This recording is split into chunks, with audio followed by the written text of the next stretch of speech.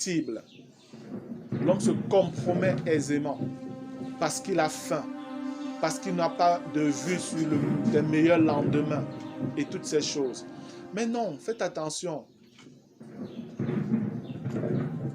Nous avons une espérance beaucoup plus glorieuse que tout ce que la terre peut nous proposer, frère. En tout cas, moi, je le sais. Amen. Je le sais. Et ma vie est calquée sur cela.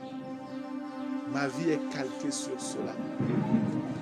Le monde peut avoir tout ce qu'il a de meilleur, mais jamais le monde ne pourra offrir, jamais même simplement les 1/1000 de ce que Dieu nous réserve. Jamais. Et je vous dis encore, la promesse du Seigneur est véritable. La promesse du Seigneur est véritable.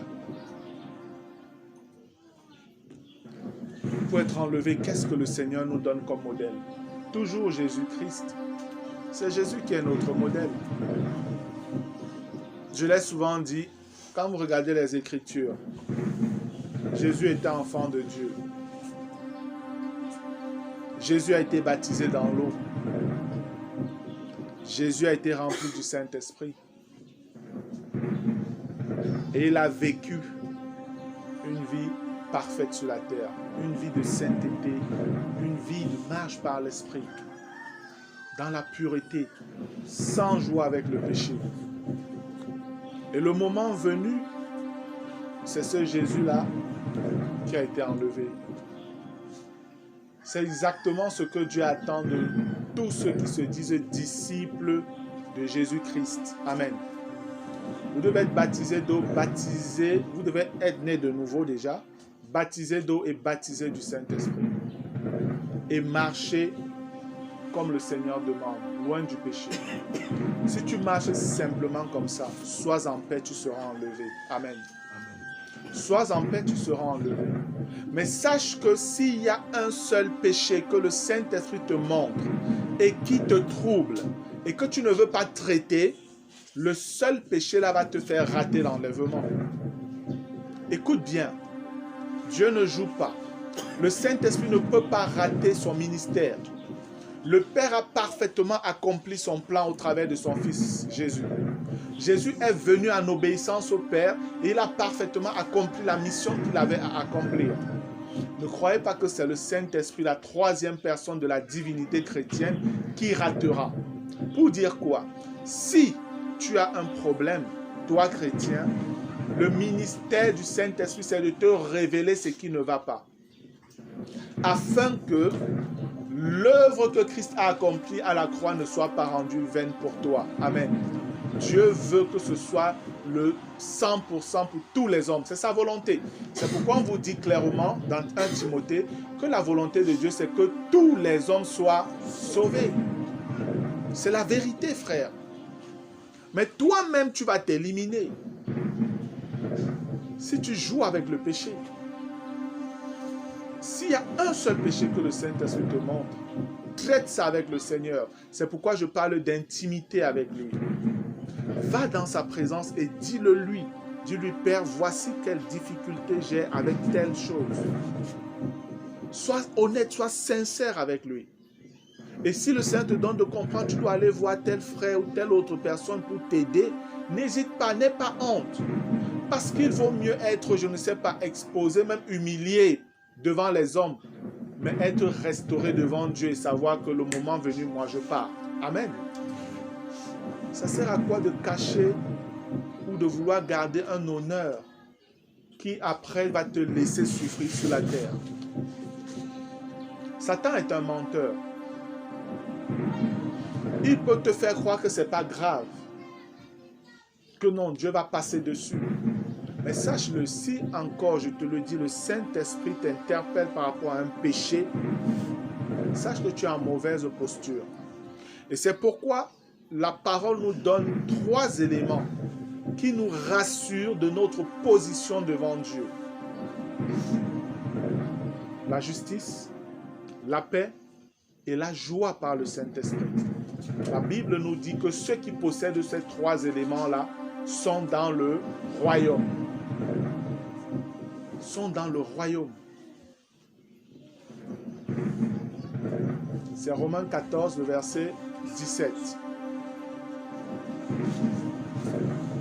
Voilà ce que Dieu nous donne comme élément d'assurance. Si tu marches dans la justice, si toi tu es toujours dans ta paix et que la joie du Saint-Esprit t'habite, sois en paix. La trompette sonne, tu es enlevé. Amen. Et personne ne peut mieux juger cela que toi-même. Personne. Comme je dis, le Saint-Esprit n'échoue pas. Le Saint-Esprit n'échoue pas. Si tu veux réellement manifester de l'amour vis-à-vis du Seigneur, obéis à ses commandements. Amen. Le Saint-Esprit, son travail, c'est de te les rappeler et de te dire, ici tu as mal fait. Mais lorsque tu fais bien, il sait t'encourager. Il sait te conduire vers des hauteurs. Afin que tu sois dans la présence du Seigneur. Que tu apprennes de lui. Que tu vois ce que lui, il voit. Mais si tes regards sont tournés seulement vers l'école, vers le travail, vers tes projets, vers ton mariage, vers, c'est très probable que tu te perdes en route. C'est très probable. Ne laisse rien, bien-aimé, se mettre au travers de ta relation avec Dieu. Amen. Ne laisse pas une assemblée, ne laisse pas une amitié, ne laisse pas un groupe, ne laisse pas je ne sais pas trop quoi. Parce que parfois les chrétiens sont attachés à des futilités simplement pour leur gloire. Simplement pour leur gloire. Mais qu'est-ce qui est important? La volonté de Dieu révélée dans les Écritures ou alors l'ensemble d'activités que les hommes ont mis sur pied? À quoi ça sert? À quoi ça sert? Le Seigneur me révélait récemment, et je pense l'avoir dit samedi surpassé, et ça m'a fait bizarre. Le Seigneur me disait, très facilement, les gens vont aller en enfer. Très facilement, les gens vont aller en enfer. Ça m'a fait trembler, frère. Et il me donnait de voir justement les quelques raisons pour lesquelles les gens vont aller en enfer. Je percevais ça comme dans une vision dans mon esprit. Et c'était incroyable pour moi. Je me disais, mais seulement à cause de ça, seulement à cause de ça. Mais attends, seulement à cause de ça. Mais oui, frère. Je vous l'ai toujours dit. C'est à cause d'une seule désobéissance que nous sommes où nous sommes aujourd'hui. Ne mangez pas de ce fruit. Ne mangez pas de ce fruit. Mais attends, Seigneur, un fruit, juste un fruit, et toute l'humanité se retrouve où elle se retrouve aujourd'hui, juste un fruit. C'est simplement parce qu'il est le Dieu de la perfection. C'est simplement parce qu'il est parfait. Qu'une seule désobéissance à son ordre crée un bouleversement cosmique. Tout change. Rien n'est plus pareil. Rien. Nous ne percevons pas jusqu'où le péché a dégradé la création de Dieu. Maintenant, c'est flou. Mais simplement au travers du millénaire. Juste au travers du millénaire d'abord. Dieu va donner au monde de voir les effets du péché sur la création. Juste au travers du millénaire. Même les arbres que vous voyez là, les manguiers et autres, sont malades, sont affectés par le péché. Ce n'est pas leur réelle forme, ce n'est pas leur réelle nature, ce n'est pas comme ça devait être. Même les arbres que vous voyez là, il y a plusieurs fleurs que vous pouvez apprécier, ce n'est pas comme ça que ces fleurs devaient être. Elles sont influencées par le péché.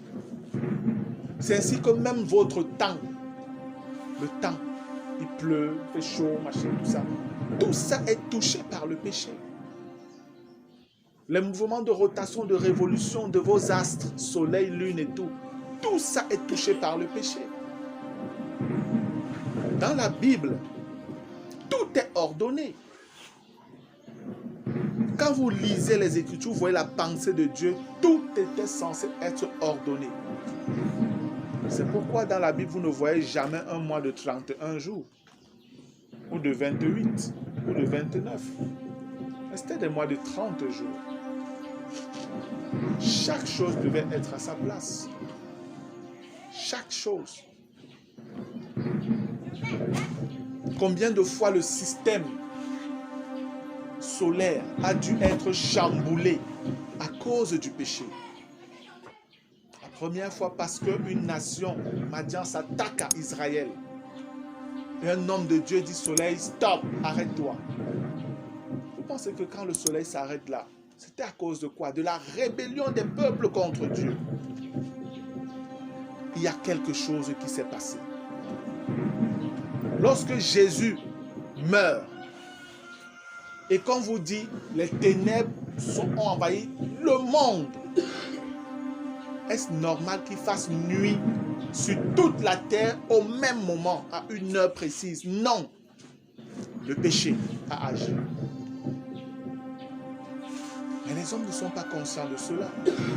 Vous pensez que le péché, c'est simplement voir quelqu'un qui est adultère, qui est fornicateur, qui est menteur et tout. Je vous dis, même l'univers a été touché par le péché. Et c'est pourquoi la Bible nous fait comprendre que la création elle-même attend la révélation des fils de Dieu. Et ce temps, c'est le millénaire. Dès le millénaire, les choses vont recommencer à se remettre un temps soit peu en place. Mais ce ne sera pas la perfection, parce que le péché sera encore là. Mais lorsqu'on détruira ce monde et qu'on créera le monde nouveau, vous verrez le cœur de Dieu dans sa création. Alléluia. C'est à cela que tu es invité. Tu n'es pas un simple être humain fait des cellules, du sang, de la peau, de la chair, je ne sais pas. Non, non. Tu es beaucoup plus grand que ça. Tu es beaucoup plus grand que ça. Tu ne peux pas limiter ta vie seulement aux choses éphémères de la terre. Nourriture, mariage, enfants, machin, école, boulot et tout, et tout, et tout. Non. C'est trop petit. Crée une relation avec Dieu. Cherche cette relation-là. Je n'ai pas toute la force et les mots pour pouvoir t'exprimer cette chose. Le cri de mon cœur, c'est que le Saint-Esprit te donne de percevoir cela. Amen. Que le Saint-Esprit te donne de voir cela au travers des faibles mots qui sortent de ma bouche. Que tu ressentes le fardeau qu'il y a dans le cœur de Dieu de t'avoir avec lui. Et ce qu'il réserve pour toi. La parole est pleine de bénédictions, bien-aimés, de promesses merveilleuses et glorieuses. Lorsque tu regardes Jésus et que tu vois que ce Jésus, on le compare à toi et qu'on le met presque au même niveau que toi à certains égards, tu te dis, waouh, il y a quelque chose de grand là-dedans. Est-ce que nous comprenons ça?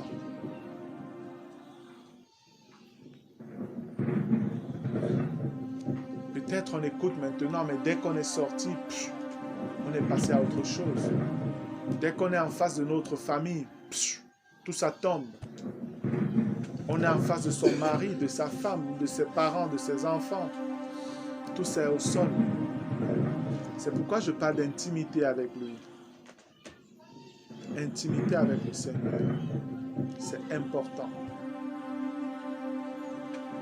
L'enlèvement est une réalité. La transformation dont le Seigneur nous parle dans les Écritures est vraie. Le monde glorieux qui nous attend, réservé pour nous, est réel. Imaginez-vous bien que ce monde rebelle à Dieu, un jour sera soumis à ce Dieu-là. Amen. Qu'ils le veuillent ou pas, ils seront soumis. C'est pourquoi la Bible, si merveilleuse qu'elle est, nous parle depuis l'Ancien Testament du fait que le Messie régnera avec une verge de fer sur les nations. Mais lorsque vous regardez dans Apocalypse, qu'est-ce qu'on vous dit? Quels sont ceux qui vont régner avec une verge de fer? Les vainqueurs. Et les vainqueurs, c'est ceux-là parmi les chrétiens. Regardez à quel point Dieu nous identifie à Jésus. Regardez à quel point Dieu nous identifie à Jésus. Et vous pensez que c'est des chrétiens faibles, paresseux, jouant avec le péché, que Dieu va amener là? Non. Ce n'est pas l'évangélisation qui va te donner d'avoir cela. Non, non, non, non, non. Ce ne sont pas les œuvres. C'est par la foi que vous avez eu accès, selon la grâce que Dieu vous a donnée. Sachez que c'est la même chose que le Seigneur attend. Tu ne seras pas enlevé parce que tu as passé ton temps à évangéliser. Tu ne seras même pas sauvé parce que tu as passé ton temps à lire la Bible. Non. Mais tu seras enlevé simplement parce que tu as manifesté de l'amour envers ce Dieu-là. Alléluia. Amen. Parce que tu as accepté de venir à ses côtés. Parce que tu as accepté d'être là. Vous savez, il y a des parents qui, à certains égards, ont besoin simplement d'être avec leurs enfants. Amen. Nous avons nos parents au milieu de nous. Papa André, maman Aline. C'est une bénédiction d'avoir des parents de cet âge. Ils ont des grands enfants, mariés avec des petits-enfants déjà. Ils ont des petits-enfants. Les enfants de papa André et maman Aline, qui sont mariés, ils sont partis. Certains sont avec leur époux, machin et tout ça là. Je vais vous dire, ils peuvent travailler. Ils peuvent envoyer constamment de l'argent à maman Aline et à papa André. Mais sachez que si papa André ou maman Aline n'a pas souvent du temps avec eux, où ils peuvent les voir, où ils peuvent un peu s'asseoir et parler avec eux, ils ne seront jamais satisfaits. Ils sont là, vous pouvez leur demander. L'argent ne comble pas ce vide-là. Amen. Écoutez-moi bien, l'argent ne comble pas ce vide. C'est la même chose avec notre Seigneur.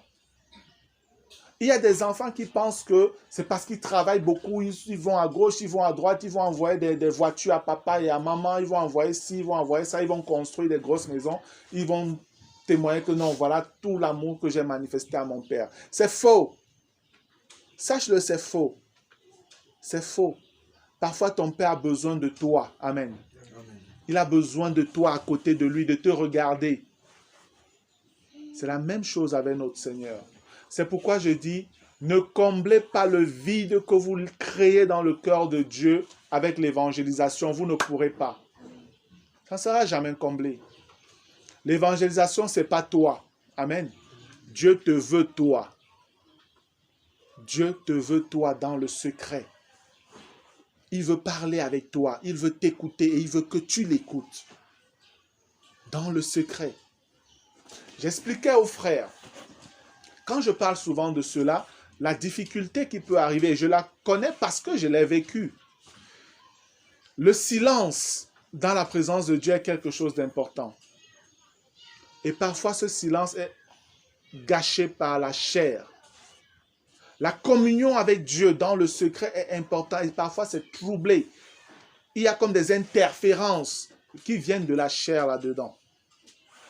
J'expliquais aux frères mercredi passé, et je leur disais, vous connaissez comment la chair agit déjà. Bref, vous êtes censés le savoir parce qu'on a déjà reçu plusieurs enseignements là-dessus, plusieurs renseignements, plusieurs bonnes informations de la part du Maître.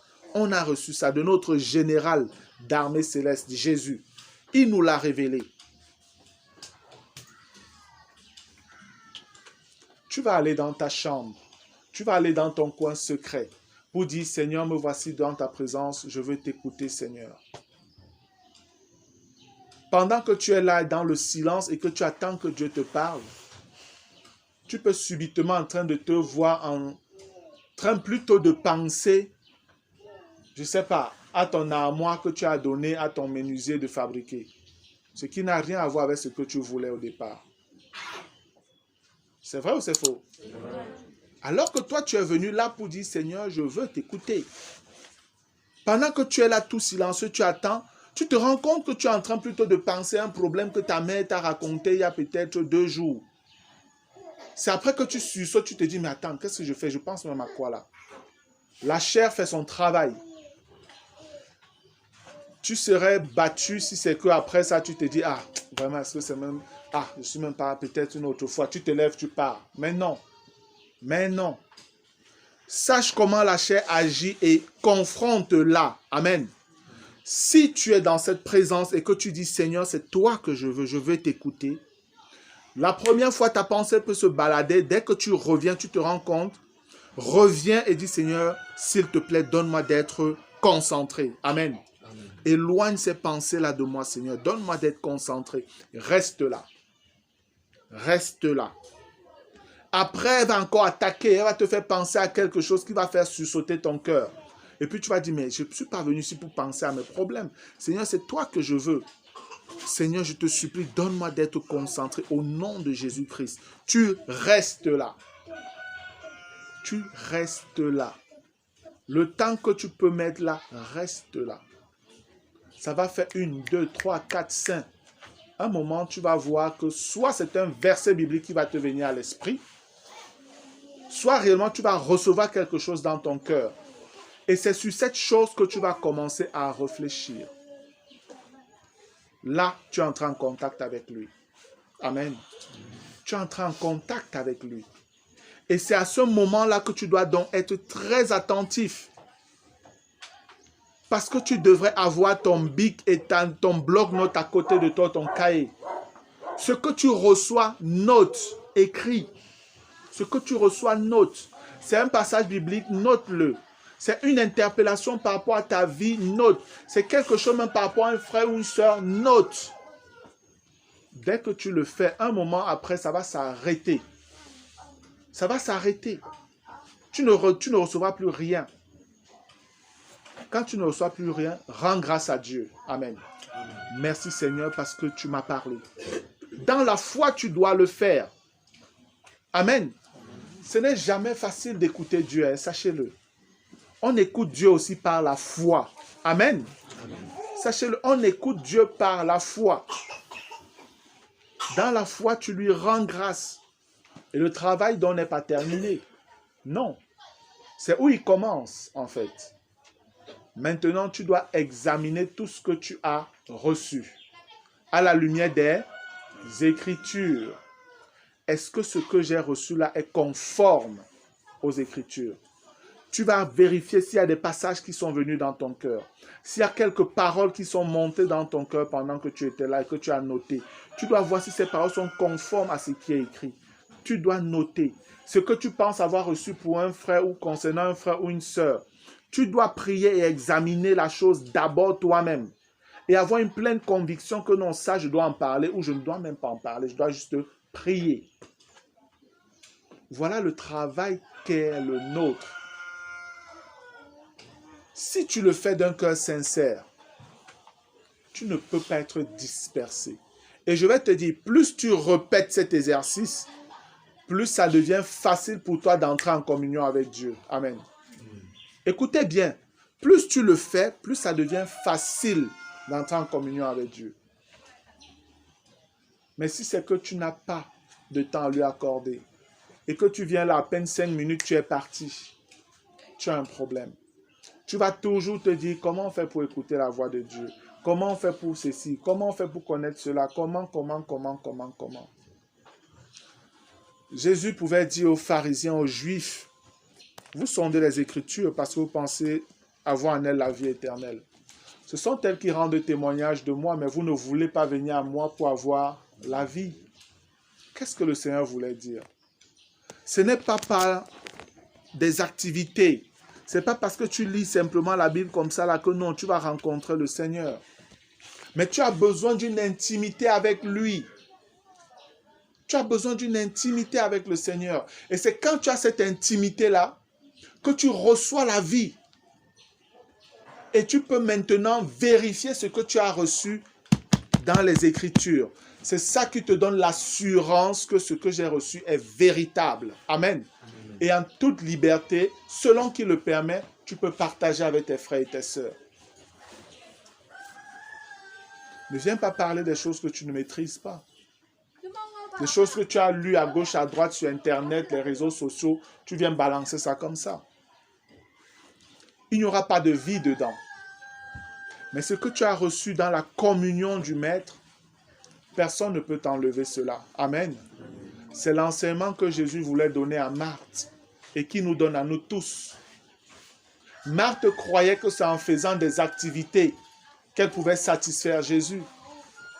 Mais Marie, elle était assise auprès du Maître et elle écoutait. Elle était dans son intimité. Et c'est pourquoi Jésus pouvait dire à Marthe, tu t'agites pour beaucoup de choses.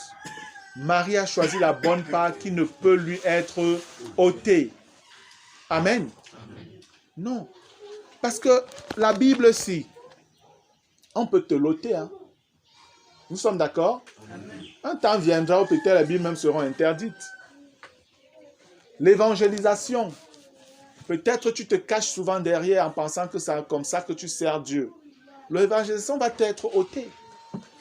Un temps viendra où ce sera même interdit d'évangéliser.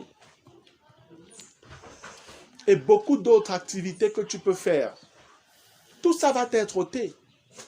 Mais l'intimité avec Jésus, la communion avec lui, qui peut te l'ôter? Il fera comment? Il fera comment? Personne ne peut t'ôter cela. Jésus avait raison. Jésus avait raison. Marthe, il arrivera un temps où même préparer, tu ne pourras pas. Parce que si tu allumes le feu, on voit seulement la fumée, on va venir te chercher. Tu auras besoin de te cacher, par exemple. L'intimité avec le Seigneur vaut mieux que tout. Arrêtez de remplacer cette communion que le Père veut avec des choses passagères. Vous n'aurez plus l'évangélisation dans l'éternité. Vous n'aurez plus la lecture de la Bible dans l'éternité. Mais la communion avec le Père, c'est ce que vous aurez pour toujours. Alléluia. C'est ce que vous aurez. Personne ne pourra vous voler ça. Vous l'avez éternellement. Et si tu cherches Dieu de cette manière, comment peux-tu encore être dans le doute d'être enlevé? Comment? Est-ce que c'est quelque chose de difficile? C'est pourquoi je pose encore la question, qu'est-ce qui est difficile? Jean nous l'a dit, les commandements de Dieu ne sont pas pénibles. C'est la vérité. Avant, quand je lisais ça, ne comprenant pas, ça m'énervait ce passage-là. Quand je luttais encore avec le péché, là, je ne comprenais encore rien. Je me disais, mais comment celui-ci peut dire ça? Est-ce qu'ils n'ont même pas fait une erreur en écrivant cette chose-ci? C'est comme ça que je pensais. Que peut-être il y a une erreur dans l'affaire-ci. Mais après, quand j'ai compris, aujourd'hui, je me dis, mais c'est vrai. C'est difficile pour celui qui n'a pas compris. C'est difficile pour le têtu. Mais pour quelqu'un qui aime le Seigneur et qui veut lui obéir, réellement, ce n'est pas difficile. Voilà, bien-aimés. Je voulais juste nous exhorter, nous encourager sur cette chose-là. Nous sommes à la fin et nous devons bien prendre conscience de cela. Et en même temps, nous devons être conscients des grâces infinies que Dieu met à notre disposition. Nous devons le savoir. C'est notre responsabilité de le savoir. Dans sa présence, Dieu vous révélera des choses glorieuses, merveilleuses, qui fortifiera votre foi et votre espérance en lui. Amen. Au-delà des activités, et même les activités que vous les ferez sous son commandement et vous trouverez pleines de paix et de joie là-dedans. Ce ne sera plus des choses que vous ferez juste comme par force. Non. Mais vous travaillerez dans le repos, comme il nous demande dans Hébreux chapitre 4, dans le repos. Gloire à Dieu. Amen. Seigneur, je veux te bénir encore et te dire merci pour cette exhortation que tu nous apportes. ce matin. Seigneur, c'est vrai que le ciel est notre réelle demeure. Merci de nous rappeler cela, ô Dieu. Merci pour le message que tu as donné même à notre maman Aline. Je prie que toi-même tu nous aides à pouvoir davantage nous rapprocher de toi, chacun individuellement afin de corriger sa marche, Seigneur. Apprends-nous, ô Dieu, à t'adorer, à te glorifier et à te rendre des actions de grâce pour toutes les merveilles que tu nous as toujours données jusqu'ici. Pardon même pour notre laxisme, Seigneur. Pardon au nom de Jésus-Christ. S'il te plaît, Père, accomplis parfaitement ton œuvre dans nos vies. Révèle-toi davantage à nous, Seigneur, au travers de ton Fils. Et qu'au travers de ce Fils-là, nous te connaissions davantage, Seigneur. Merci encore pour ce dimanche 25 octobre 2020, où tu as jugé bon de nous faire connaître ces choses. Nous sommes réellement à la fin. Nous croyons, Seigneur, que le grand départ est très proche. Donne-nous de prendre conscience de cela avec tout ce qui se passe dans le monde, tous ces signes que tu nous montres. Et Jésus, tu nous as dit, lorsque nous lèverons, que notre cœur ne soit point troublé, mais qu'on lève la tête et qu'on se réjouisse. Seigneur, je veux être de ceux qui lèvent la tête et qui se réjouissent. Et je veux que mes frères et sœurs soient de ceux-là qui lèvent la tête et qui se réjouissent. S'il te plaît, rends leur ministère et que chacun soit dans la paix, dans la justice, dans la joie que produit le Saint-Esprit. Reçois toute la gloire au nom de Jésus-Christ, Père. Amen. Amen. Gloire à Dieu.